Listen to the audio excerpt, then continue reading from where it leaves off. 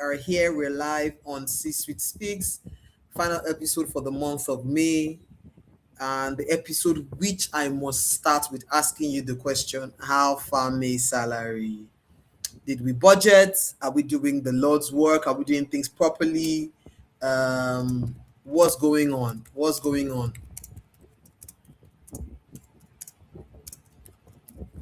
How has your day been? How's the month been? I think something that is important to do as a reflective practice, if we call it that, is to intentionally just sit into, hey, how has this month really been for me? And I'd like you to answer that question. Just kind of look and say, how has the month really been for me? You know, where have I, done things the way I wanted to do them? And where haven't I done things the way they should have been done? That's just such a powerful way to reflect and decide, okay, what am I going to do differently? What happens sometimes is that we try to change so many things at the same time.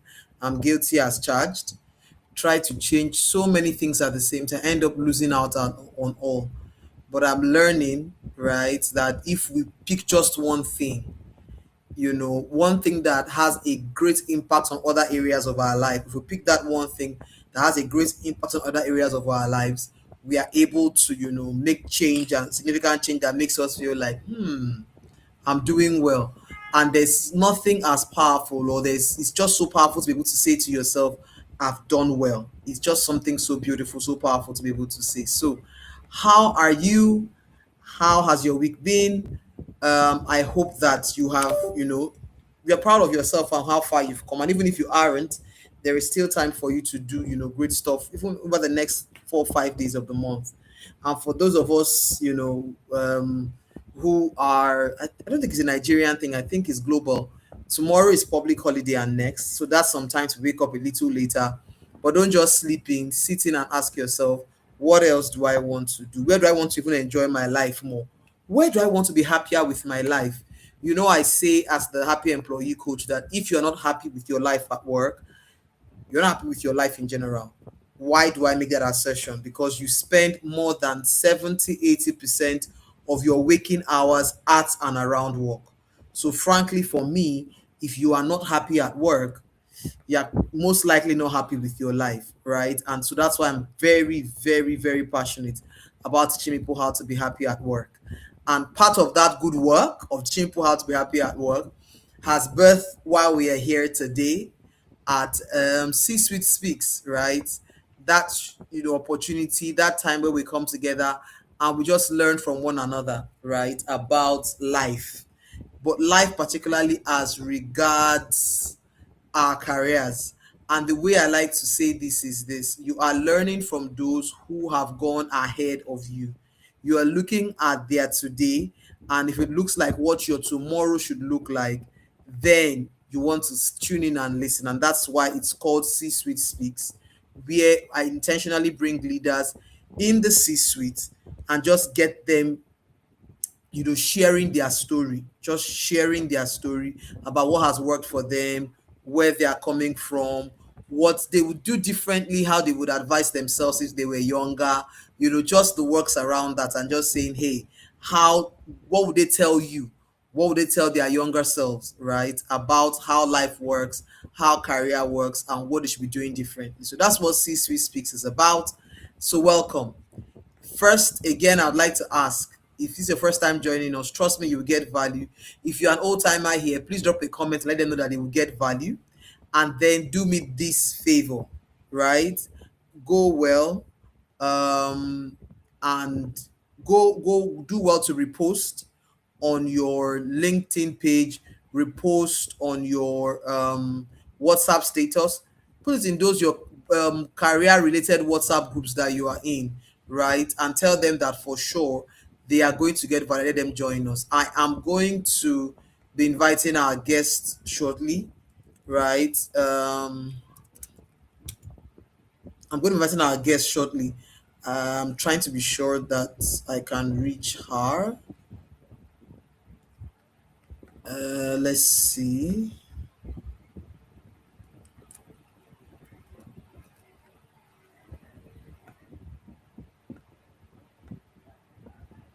Okay. try to reach our guests. But again, this is that time of the day that you can do well to repost, and let other people know that they're about to learn something, and send in your questions as well. Here is an opportunity to have a backstage pass. Yes, I think that's such a beautiful expression, right? A backstage pass. A backstage pass to those leaders' lives that you admire, those people who you look at and you're wondering, how do you do this in 10 years? How have you done all this in 20 years? How have you achieved all of this? So this is your backstage pass to learn from them and to be able to, like, well, copy and paste, maybe not 100%, because I know that everybody's journey is unique. So I tread carefully in this matter of copy and paste, right? Because everybody's journey is unique, and it's so beautiful to see how unique, our journeys are. So yes, we are here, waiting for our guests to join. If there's something you have learned from C Suite Speaks, or a question you have to ask, right? Please do well to share in the comments now.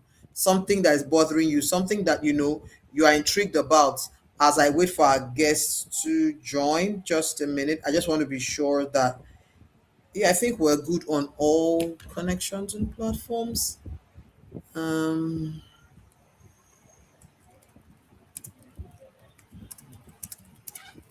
yeah, let's see. I think we're good on connected on all platforms. Let's see. Yeah, I think we are. I think we are.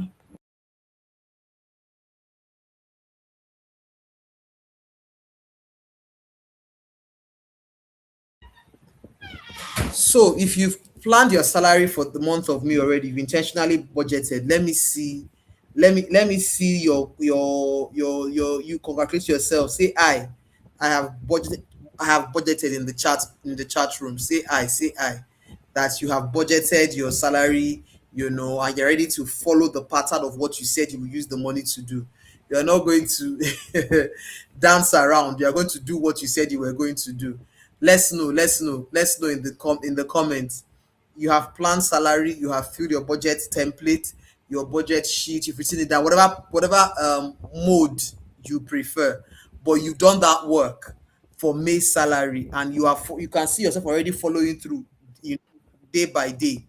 Let's give me that feedback in the comments. All right. Okay. Our guest is here. I'm adding our guest to the stream. Hooray! Awesome, awesome, Hello. awesome, awesome. Fantastic. Good to have you here. I can see and I can hear you, and I am super excited for you to join us this evening. Thank you, thank you, thank you so much. You are most welcome. My pleasure. How are you doing? I'm good. I'm good. I'm good. I'm good. Awesome. Today has been a very full day, fuller than I thought it would be, but we're grateful. We're very grateful. Thank you so much for saying yes to come on the C Suite Speaks. I don't take that for granted at all. It's an opportunity for us, like I was saying, to the community, to have like a backstage pass, right, to where you're coming from. So C-Suite Speaks was birthed from a place where I started watching Diary of a CEO by Steve Bartlett, and I thought, hmm, to my mind, this is essentially storytelling, right?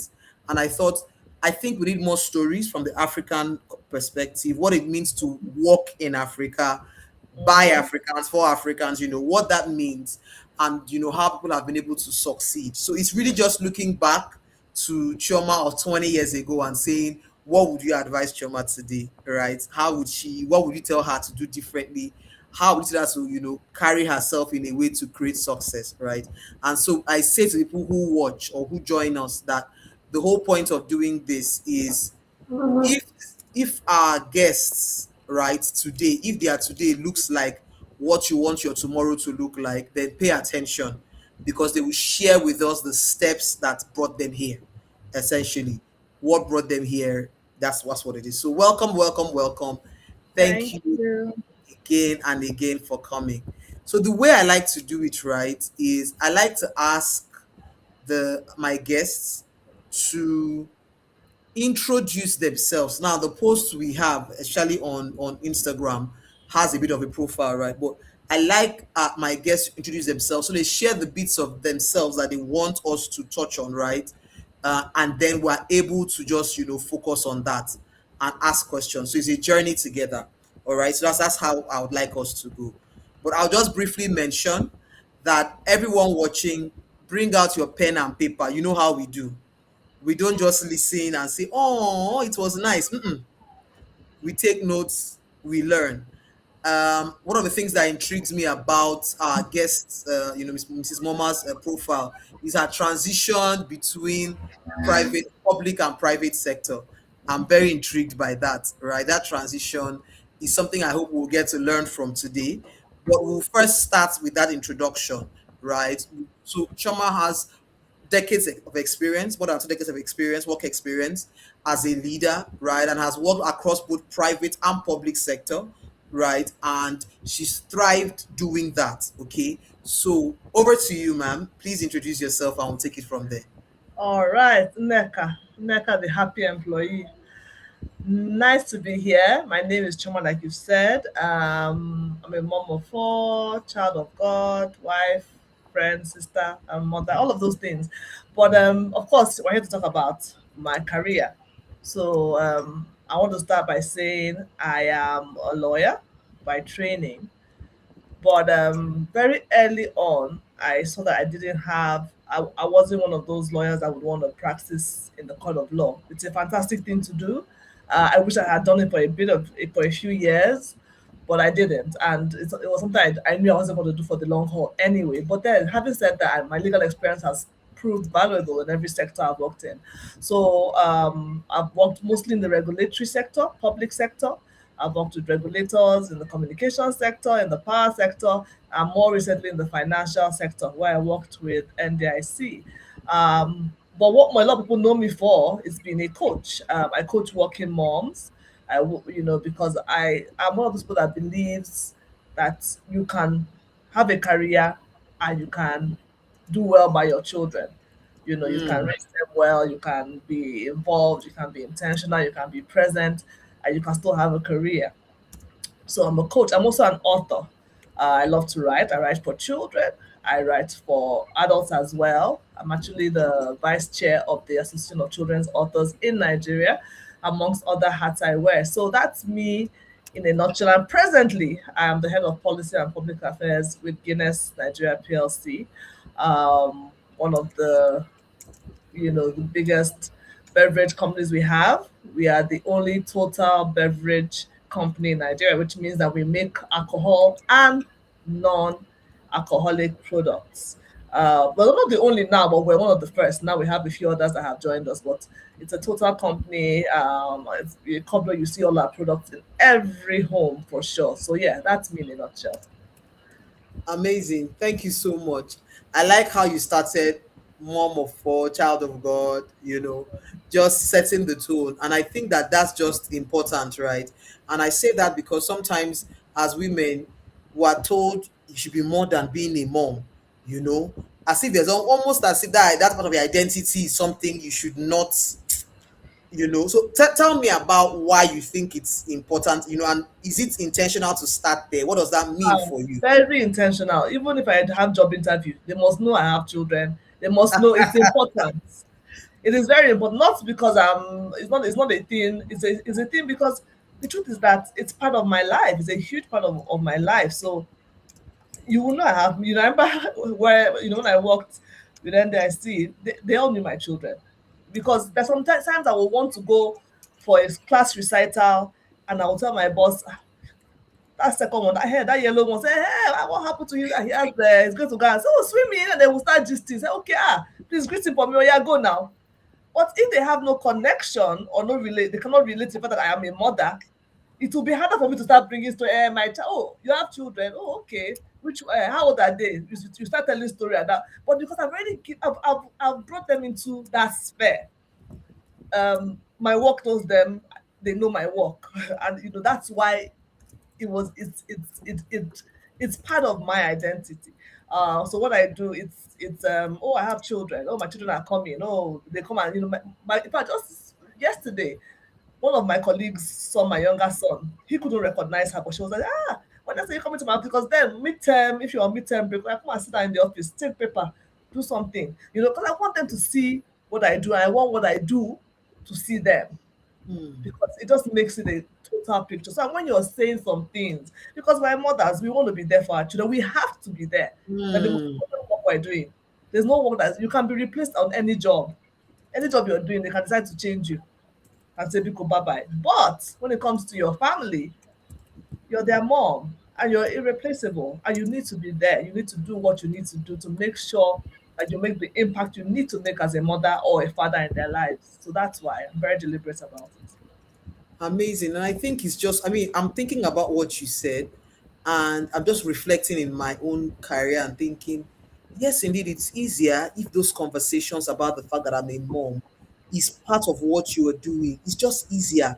It makes, yes, it makes sense. It makes, so let's talk. Let me, I don't, again, one of the things I like about C Suite Speaks is I cannot predict the direction in which it's going to go, right? It just depends on what my guest introduces, how they start, and we just journey from there. It's just a beautiful journey that unfolds. But we are going to stay back on this work mom bit and identity, right?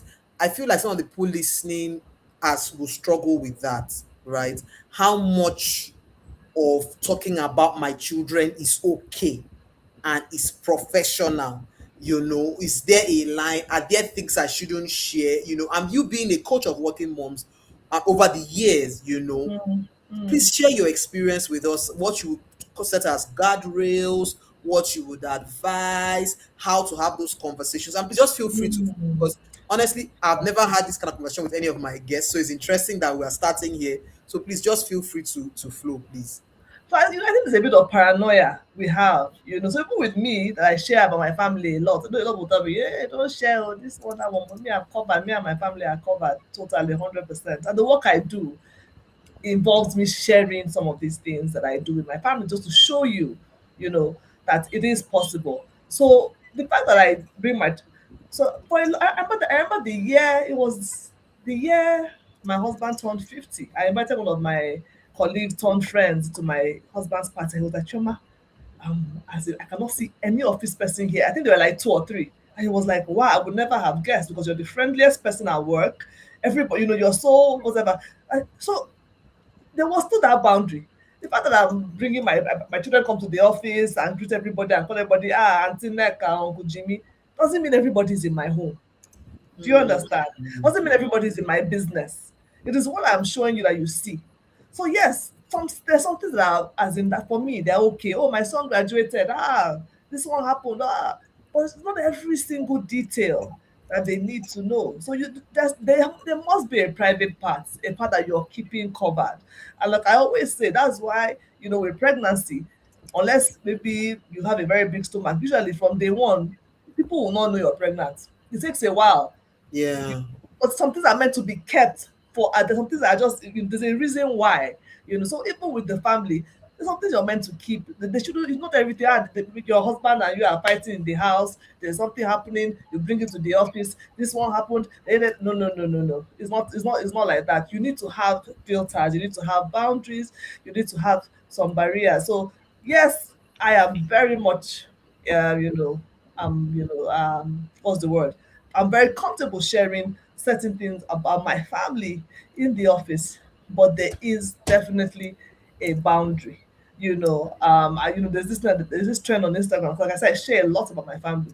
And I remember there was something that happened. There was a time I traveled, and nobody knew that. You traveled. I was like, it's because you see the one I want to share, because I'm telling a story. I want you to know that you can go on family vacation. I want you to know you can plan to do X, Y, Z. There are some that I don't. There's no story I'm telling, or I don't want to tell that story, so I keep it private. Hmm. So you must have your bound. Just use your sense, use your filter, and that's why God. I love the way God is, because God gives us common sense. God gives us intuition. We actually do know usually when we're talking. There's something that will be like, can you keep quiet? Just keep quiet.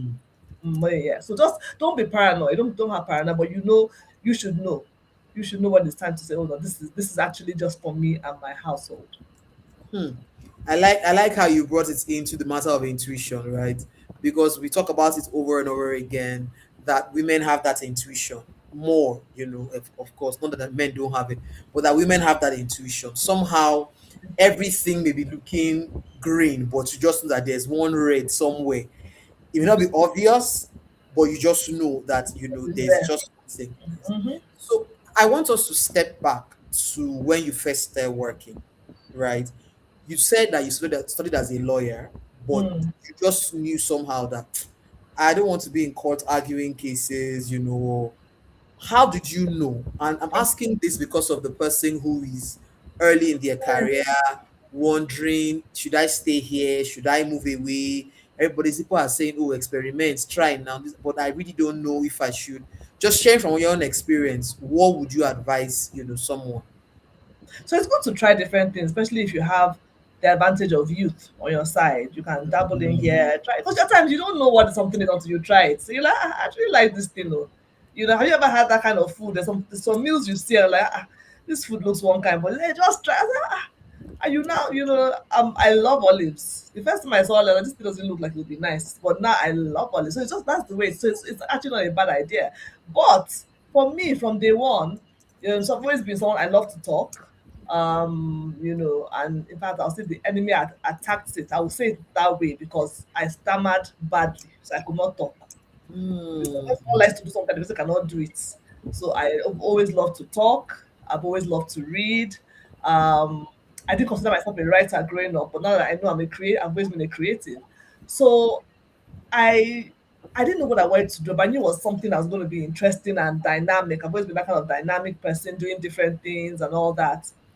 And for my mother, God bless her soul, she just thought, look, you like to talk, you're talkative, it's law you study. I knew I wasn't meant to study law. Or I knew law wasn't what it was supposed to. But as having said that, I always believe that all things work for good, and law is like one of the most perfect courses if you could ever call anything like that, because it forms a good background for every discipline in life. So I was basically forced. Jam form. Oh yeah, put law first choice, put law second choice. So I knew from then, I always knew that law was not my passion, because you go to law school, you see your classmates who from day one they are carrying barrister on their head. They are so like, hey, the thing is like, they can't wait. They cannot wait to wear that collar. I was never like that. I love as now, I take pride in it, but people don't call me barrister. In fact, I don't remember. It's my church people that like calling me barrister. I say, oh, it's true, self. Left to me, I don't. Where's my? I have a picture. I have one picture of myself in my room, and I was like, let me even go and frame it because it's upstairs. But I know some people. We have those people that are barristers in. That has been their dream. So I knew that wasn't it for me, but I knew it was. But I'm glad I studied it nevertheless because it was a Hmm. good foundation. So when it was time to start work, I wasn't looking for legal work per se. I was looking for things. A bit more. I didn't know what I wanted to do. I can't even lie. Let me not even tell lies. I did not know what I wanted to do. I knew I wanted to work. Um, I married straight out of law school, so again, very confused. But I knew I wanted to have a job. I knew I wanted to have a career. I had grown up with a working mom. My mom worked in the oil and gas sector. And I loved seeing her get ready for work. I loved, how she was so sophisticated, at Jebo, she'll be traveling today, Italy, tomorrow, this one, training. I said, no, this is the kind of life and I want. I just loved the way she was. My parents worked. And I knew I wanted to be a working mother. But it was not like, okay, now what? Now where? And being in Abuja, that's one of the things. It's a pro and it's a con. It's a government town, a government city. So a lot of public Hmm. sector organizations are in Abuja. Why it is a pro and con is that, let me not talk too much, but it's a pro because with early, a young mom then with my young children, at least by 4, I've closed work, which was fantastic. Yeah. It was fantastic. It was easy. It was very flexible for me and it made sense. But then what I say was a con as well, is that you can get trapped in that system. You can True. get complacent, you can get, just be that, just drifting, no ambition, depending on the kind of public sector agency you happen to be in. And if you are someone like me who is very creative, very driven, you can get sucked into it and it could actually affect you in terms of just not feeling like, it's almost like, what am I doing? Why am I here? What's going on? You see the world going like, I'm stuck here, you know. Hmm. So at the time, yeah, like I said, I had no idea, but I grew into my role in that I started discovering I loved policy, I loved meaningful work, I love doing things that affected people. I just loved just being in that space where I could come home every day. I know I've done something that has improved something, you know. So yeah, so that's it. That's how I started. That's how I knew from day one that no, law. While like I said, it's something that's a great foundation. Like my son, when he said he didn't want to study law, I was like, you won't study law? How? Why? You know. But of course, I had to let him be. But law is something that gives you that third eye, so to speak. You can see things that people don't see. You can see the fine details. You're more diligent in the way you read and the way things that nobody thinks about. As a lawyer, we have that gift of being able to read the fine line and the fine print, between the lines rather, and the fine print of things. So yeah. I think that part you said about detailed and being paying attention to detail is really critical because Hmm. Hmm. you miss something, you have lost the case. Absolutely. It can cost you a lot. Mm, One mm. sentence can change everything. So yeah. Yes, so clearly it's but where our environments are also very powerful because you talked about in fact two angles to look at the question of environment from is one the fact that where you were located in Abuja, right? The options were in favor towards government agencies. Okay, Totally. so that's one thing. The other angle you shared that piqued my interest around environment is the impact your parents had on you, right? So that also made a difference in terms of what you saw as possibility, Mm. right? And how you thought life should look like. Okay. I want to ask because you said something around the danger of being complacent, you are there. And Mm. you are the second guest mentioning this, not in the context of government agencies, but in the Mm. context of this particular guest was talking about the fact that when his first job was focused on a customer service type of job, you Okay. know, where welcome to XXX, this that. So call center kind of job, Mm. right? And that Mm. he said that there was a tendency that by the time people stayed there, the run shifts, I think Mm. at the 3 4 year mark, Mm. once they don't start actively looking for something else, then it becomes 6 7 years experience call center. It's not that how do you market it? Okay, Mm. bring out the SIM card, put it back inside, and dial star this. That's what you're doing every day for how many years? 4 years. Mm. So I want you to share some thoughts on watching. How do I watch out for this? If because I'm right there in the environment, what can I do so that even if I've taken this first job, I'm not locked down there and I can still make sure that I can build something. How did that work for you and what have you seen work for others? Be true to yourself. We know things. The truth is that the issue we have is that we're listening to too many people and we're talking to too many people. Hmm. So I remember, let me jump a bit. When I was leaving my office, NDIC is a public sector agency of choice. It's a very good place to work, you know. And the people I told I want to leave, they're like, you want to leave NDIC? How? Is it leave to where? What could be better, But I knew what I wanted. So it's like I said, I worked with different public sector agencies. At every point, I knew when I wanted to leave. And I would say, I want to go, I want to leave. I would work it out, I would pray it out, I would make effort, I would talk, I would say, I want to leave. It's time to do something new, because they have grades, agencies have grades, every office, this is not what I want to do. There was a particular office I worked in. I remember then, the highlight of my day, I'll go and stay in the library and be reading newspaper with Madam Library. I will not be gisting. We're like, that's what I'm going to be doing every day. And it was a nice agency in terms of pay. The pay was not bad. Once in a while they'll give you work. Once in a while, no. So you'll not be romancing the memo because it doesn't come that often. So you just make it linger so you can have something to do. And I had extreme flexibility in that I could be out of the office all day. Nobody's going to call me. Nobody's going to look for me. But I was like, this is what I want to do. For a lot of people, they're like, it suited them. But for me, I was like, no, this is not me. So I looked for another agency. I prayed towards it, I walked towards it, and I moved. I was, fortunate to be able to move. And even when I got into that agency, you know how you get someone, you're like, I'm in the place I want to be. But there's still that thing telling you no. So I moved in there, I got there, I was in legal. And I was enjoying legal. I had never really worked in the legal department per se. So I was like, okay, I'm quickly a lawyer. Let me even be learning this my legal thing. So I did it I was there for a few years. That's why I said no.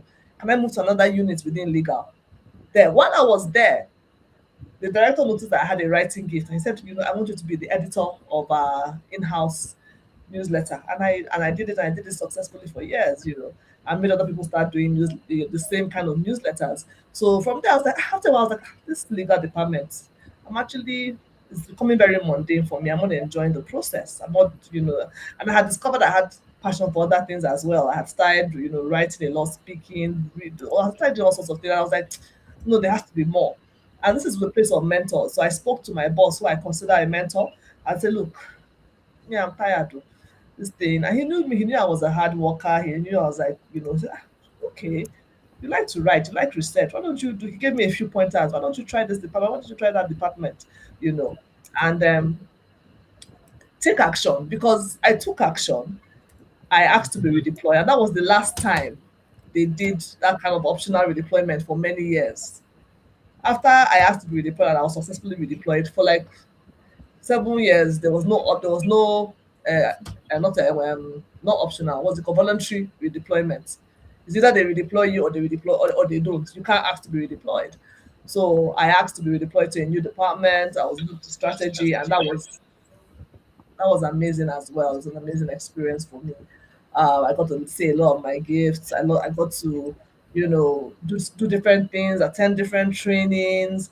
And so that's the thing. So my point is that don't just stay in one place. If you're not happy, some people are happy to be doing the same thing for years. That everybody has their nature that God gave them. Everybody has their temperament. Everybody has their inclination. Some people are very happy. Routine work works for them. They're not complaining. They're very happy. But if you know it is not for you, please take action. Don't just sit down with your. I said, but looking at other people, what is Nneka doing?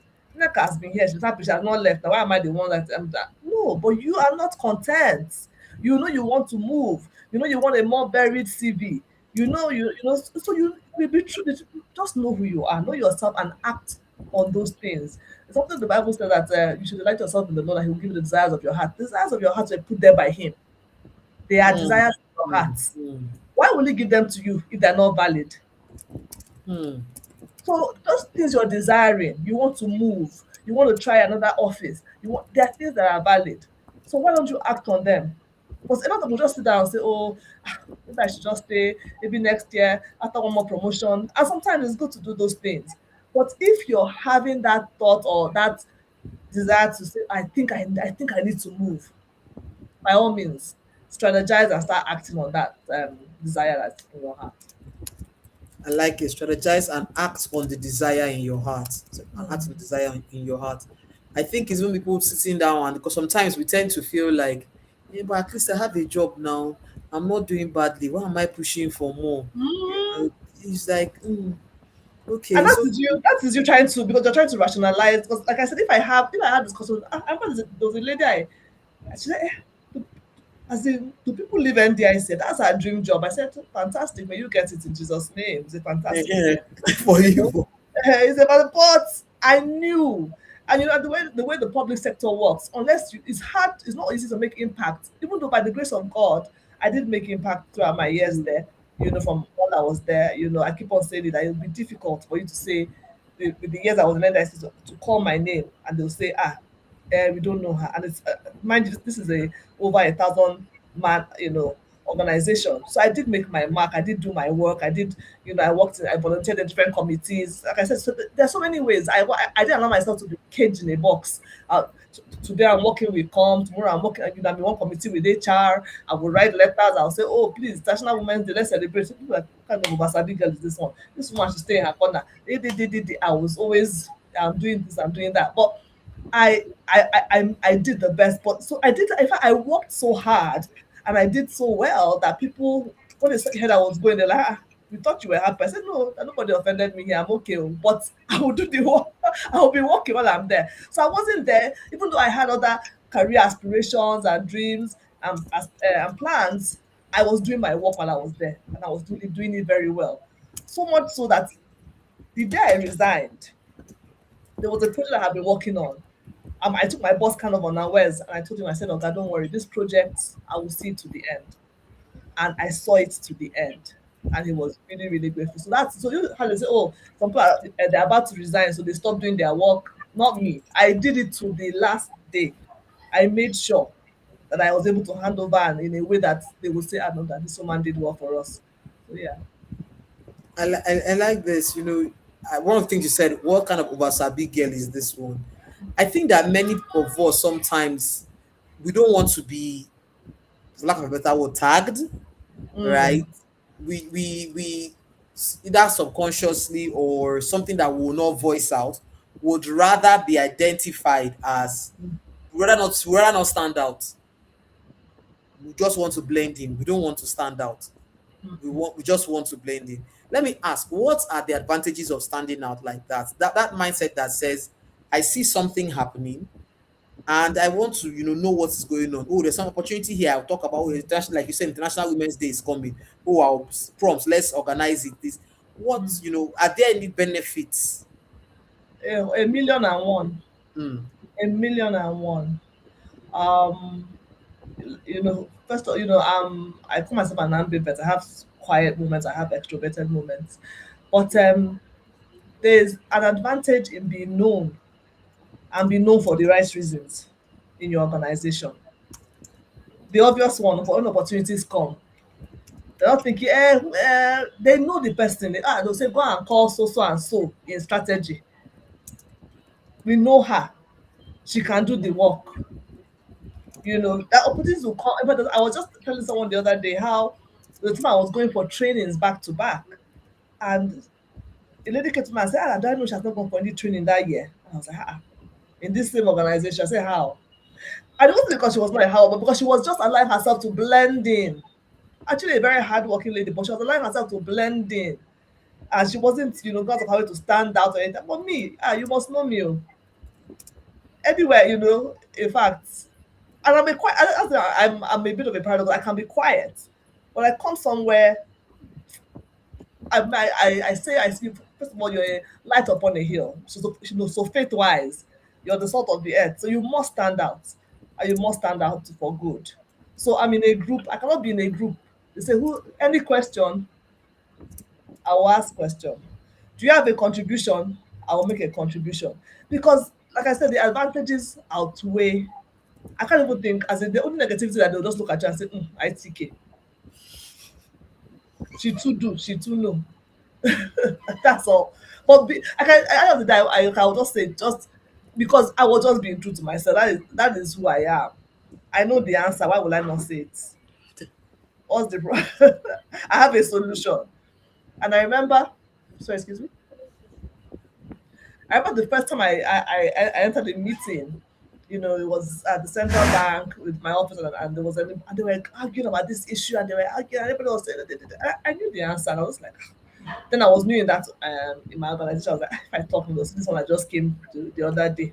I just said, I said, sorry, this is what I think will be the solution. They all looked at me, they're like, she's right. So that was how the meeting ended. That was the end of that meeting because I had given them the solution. So at times it's just that fear. You don't want to be labeled. You're like, oh, what if it's wrong? What if it's Mm, right? What if it's right? If you get it wrong, if I had said something that didn't make sense, nobody would beat me. They'll just say, no, no, and then they'll continue talking. That's it. But what if you're right?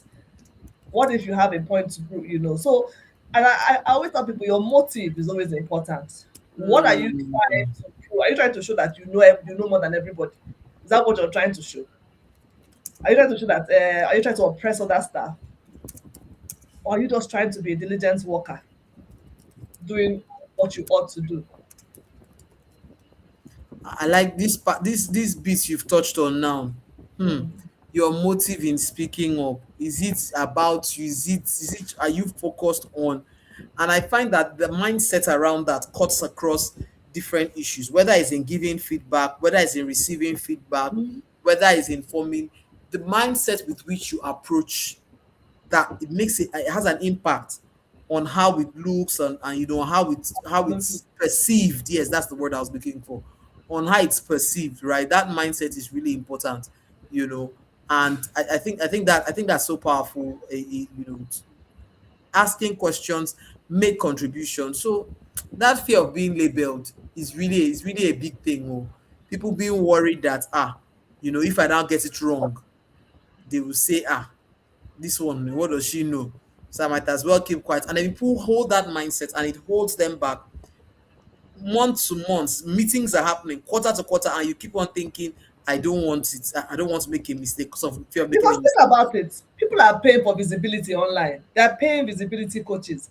Meanwhile, if you just speak up in this meeting, they have town hall. You have something to say. In fact, it became so bad. I was so good. I remember my last town hall meeting in my last office.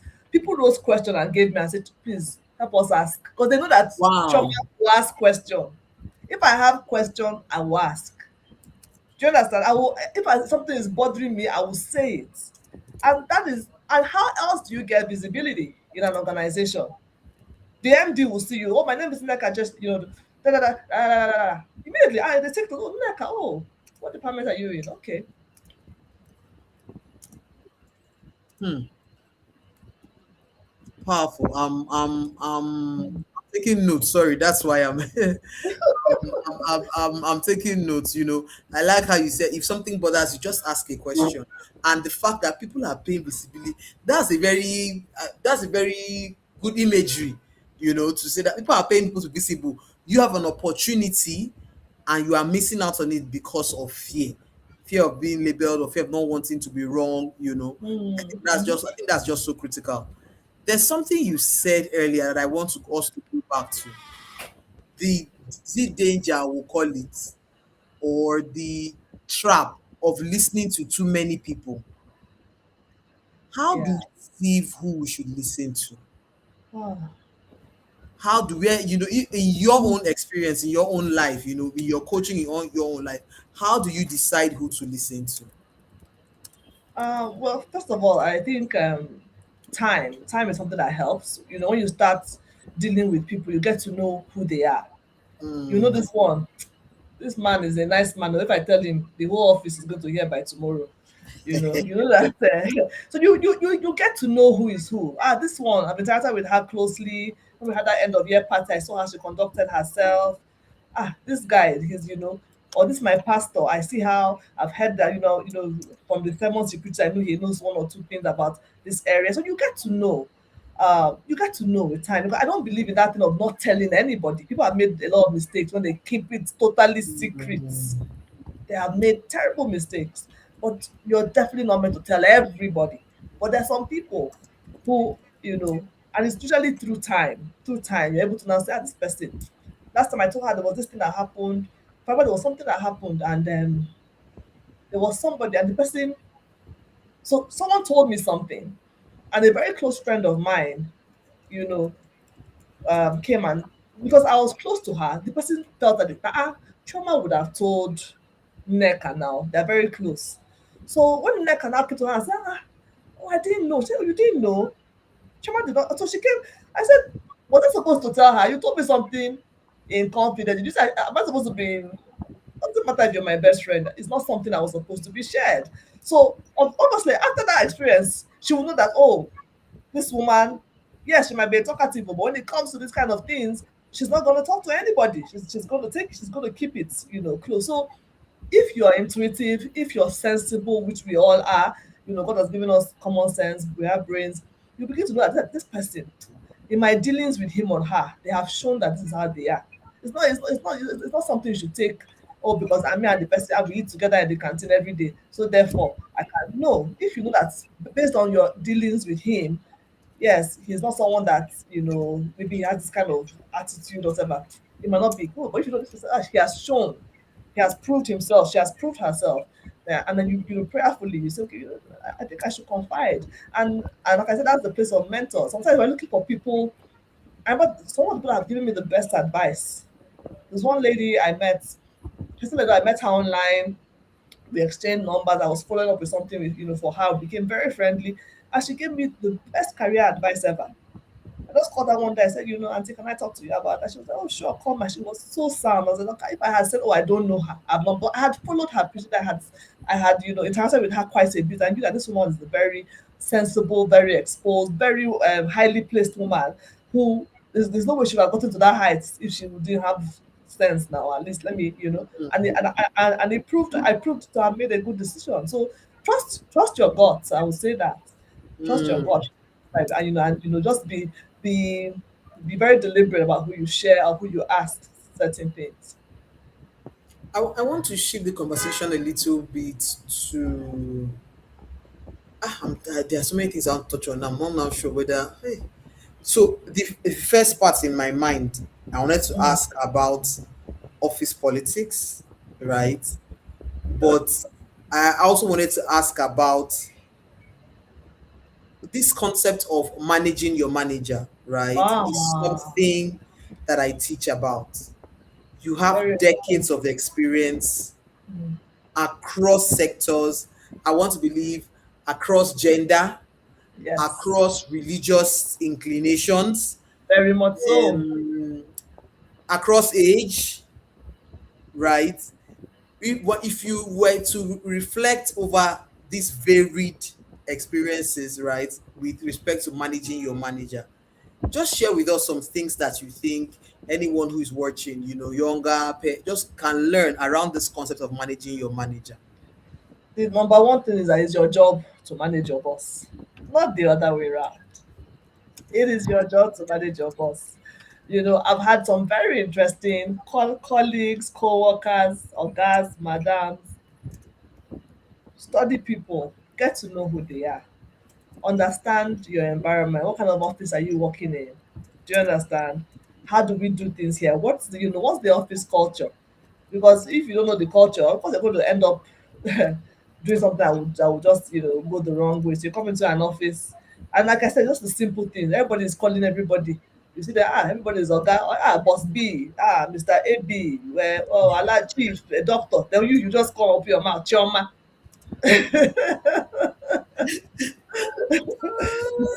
Excuse me. Is that how we do things here? And they might not even tell you anything there, but the person has just blocked. The person has one, the barrier has gone up. Every you're telling, they're just looking at you. So has not started. So just speaking your phone now, let's you sure you want something from you. Let's see how they won't say anything to you, but they have the windscreen are just you know, Hmm. it's up. So it's there. You can see them, but there's a barrier and it's a real one. So it's just those Hmm. small things. Watch we need to look before you speak, observe. You need to be very observant, especially when you're in a new place. Look at how things are happening. Look at how they're dealing with people in the office. Look at the nuances around the office. Look at the different ways things are done. And just, because sometimes a lot of people are very ambitious. Okay, when I come, I'll do this, I'll change it. You have to come in and see how things are being done. So, if you're dealing with your boss, observe him, observe her. Try, with my, and that's why everywhere I've worked, and I've worked for many years, everywhere I've worked, I still have a link in the old organization. Hmm. I still keep in touch. At least there must be one or two people that I'm still in touch with. I'm still like, if I enter that's like, how can I work somewhere and I go there and they're asking me for where's your ID card? I'm like, but I worked here 15 years ago or 8 years, and we don't know you. I'll say, how about Mr. I say, okay, please, this is our former so. So I try and do that. And so that's the thing about being relational. A lot of us decide you cannot make friends at all. So you not end up being too rigid. With your boss, you cannot be too rigid. The Oga, he is your boss. Whether he's older than you or not, he's he's above you in hierarchy. So you must learn. You must learn. I always tell, one of the easiest things to do that will help you. I was talking to my son today, about something. Your boss talks to you, he talks down at you, cannot you cannot control his behavior, but you can control your behavior, you can control your reaction and your response to him. That's the honest truth. So he behaves like this, she behaves, you can control. And the truth is that after a while, but there was one particular guy I worked with. Everybody was like, Choma, now what for you? What did you give this man to eat? Nothing. I gave him respect. Hmm. Okay. So when everybody is there saying, what was this one even saying? This one, that one. I gave that man a lot of respect and he really appreciated it and it helped him on the role and it helped me on the role. And it made the role easier for me. You made it, but when you want to rub you want to say, after all, we left school the same time. After all, I know more than him. I have more qualifications. I have masters. He does not have masters. All those ones don't matter in the grand scheme of things. The person is your boss at that point in time. You Hmm. stoop to so yeah, so respect, I guess my Nigerians, respect is a big thing. Controlling your responses is a big thing. Studying the person you work with is a very big and very important thing.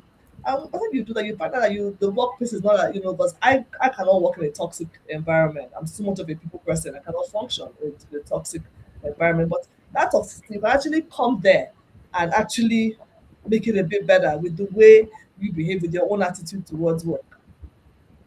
Hmm. I like these things you shared, because some one thing I start saying, because in my course of coaching I keep refining the message, and I keep telling people that there's a line from your JD that is missing. Mm, Nobody will put it there.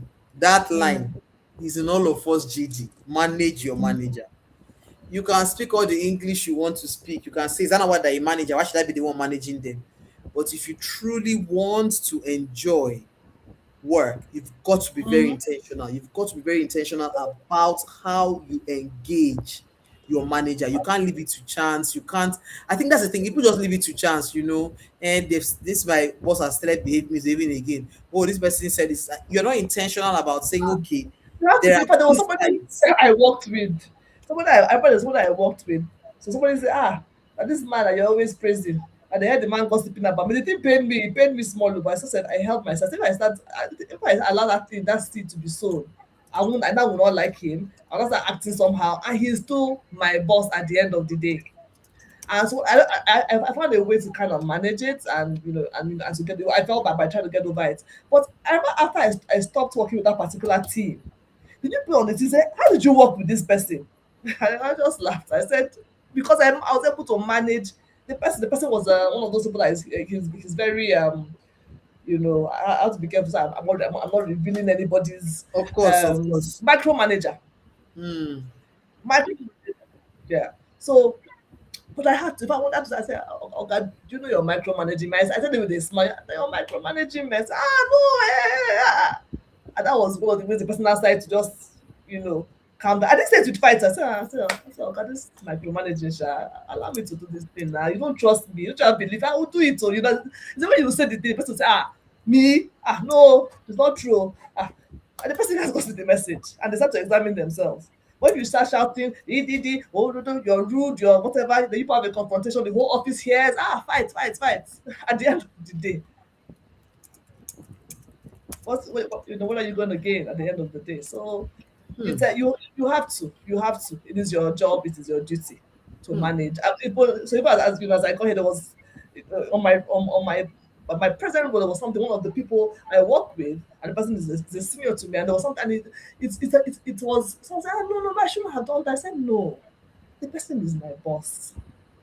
She is the person in the forefront. It's like saying the MD of the bank, and you are. I'm like, no. So as long as she is being portrayed positively, it's okay. It's not going to harm me in any way. It's not about Hmm. me. I don't know if you know what I'm saying. The Hmm. person didn't even do anything bad. That particular, didn't do anything bad, but it was about me. I should because so that me I can shine. I should not give the person Hmm. what they want. I said how? Hmm. I said no. It's about the job. It's about my organization shining. So whatever it takes for my organization to shine, I will do it as long as I'm not compromising. So you manage your boss, manage your superiors, manage them. Hmm. It's your job. Like you said, Hmm. it's a good one. It should be on your JD actually, but it's not there. But You shared a very interesting story here, right? That somebody came and was reporting, oh, this person said this about you. You then had to work on your own self to say, if I allow this thing enter inside me, I'm the one that will suffer. And I think that's something that I want to call out a bit this evening. Because sometimes many of us, then what we then do is we take that in quotes gist, right? And you are talking about it over and over again. Can you imagine this man? In fact, maybe you're even saying it back to the person who came to tell you, and then that person can still go back and go and regurgitate and what tell you the other said. person. So I think it's really important for this, for me it's almost like a wake up to anyone watching to say, yes, you may, if you do hear or do experience, have a bad experience with the person you're reporting to your boss, be careful how you respond to whoever it is that is there, or to even your boss. You must be very intentional. I share a story of coming into the office one day and getting a mail from a Be senior careful. colleague escalating an issue And also, to, because it's hearsay. It's hearsay. Do you understand? so yeah, Because exactly, if you're that's, not there's gonna that start part. acting on hearsay, Ah. it couldn't, So there have been some occasions where it was not hearsay. I know what the boss did. Mm-hmm. Neka did this. That one, I'll say, Neka, this can I have a word with you? I said, there's something that happened and I'm really not too happy about it. I just wanted to just let you know. And now, of course, you've already built a rapport with your boss at that time, so you can talk to them and say, this is how I feel about it.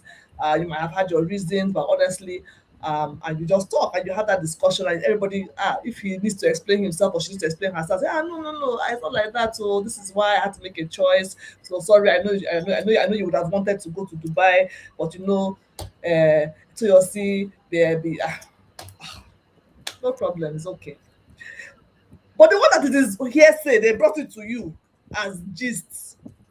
You're always defending your guy. See what he said about you. See what he did to you. Just leave it. Just leave it. Pray about it and just allow yourself to. Hmm.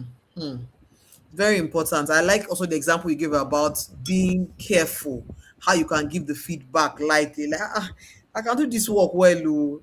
It's not this way. You're just following up with me and asking me, and it's not as if I know what just being intentional with how we even give feedback that that helps us, because at the end of the day, if your manager trusts you to be able to deliver more, you get to be able to build your own competence as well. So that intentionality with how we communicate that feedback, I think, is a very, very powerful lesson. One thing that you've said, because I'm looking at the time now, we're almost at the 1 hour mark and it doesn't even feel that way. One thing you've said repeatedly is the place of God. At the beginning, you said, I'm a child of God. You talked about the place of praying, you've repeated it over and over again. I wanted to share tips with us, or first of all, let me start with the place of God, or in your own career, your journey so far, right? And then how have you maintain that relationship? What have you done to help you, with your relationship, your faith? What have you done to help you? I know I was talking with one of my colleagues, in government by very hierarchy based. I'll say, my junior colleague. He said, oh, Madam Chuma, you come again. Everything you're calling God, God, God. Everything is not God. I said, everything is God. Oh. Everything is God. That's that God. That's who I know. And when I look at my career story, for every role, I prayed, I desired, I affirmed, you know, it was the miraculous. It was the miraculous. And I tell people, for instance, a pivot from public to private, a choice private sector organization, it hardly happens. You don't see it much. I'm not at my stage of the career. Maybe you see it, maybe it's at Yes. mid level or lower, but you don't see that my level to a high level. But I was intentional in telling, but this is what I want. This is my desire. This is what yes, I'm growing. Yes, things are going well here, but I desire to be somewhere different. I desire to do something there. I desire to use my gifts in a different sector, in a different part. I desire to learn more. This cannot be all the work experience I have. Cannot be one. It cannot be one sectorial. It needs to be multi-sector. I knew what I wanted, and because I coach, also the moment I even coach at private sector, development sector, I wanted a more holistic experience. And I knew what I wanted. My children have grown to an extent. I knew that yes, now I can take up more serious challenges and all of that. And I desired it, I prayed it, I affirmed it, I spoke to God over and over. The Bible says that though a tarry shall come. It was when my son Mm. was. I have something I desired for years. I desired a change in organizations for 8 years. It was an 8 year prayer point. Hmm. 8 year prayer point. Do you know what 8 years is? Hmm. 8 years of asking, of talking, of applying, of saying, Chuma, just it's okay, leave it. You're already up there. It's okay, it's okay, it's okay. And then, it came. It wasn't a role I applied for. it came. And that's how God does things. You must just stay consistent. You must stay focused. You must stay, what do you want? You know, and when that Kairos moment That's comes, true. you must be able to jump in. Sorry, I'm using all these terms, but it speaks to everybody. When that moment comes that you need to jump in, jump. It might not be easy, but if you don't jump then, you might not be able to jump again.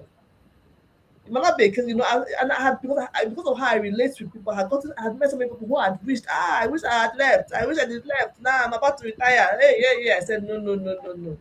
This cannot be me.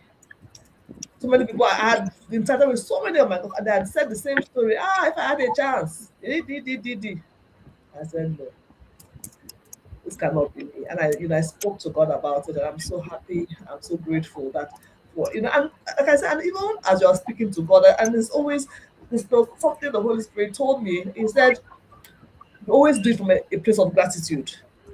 You're not happy where you are, or you desire something else, but are you grateful for what you have? Mm, Or are you moping around being a very undiligent and unhappy employee while you're there? mm,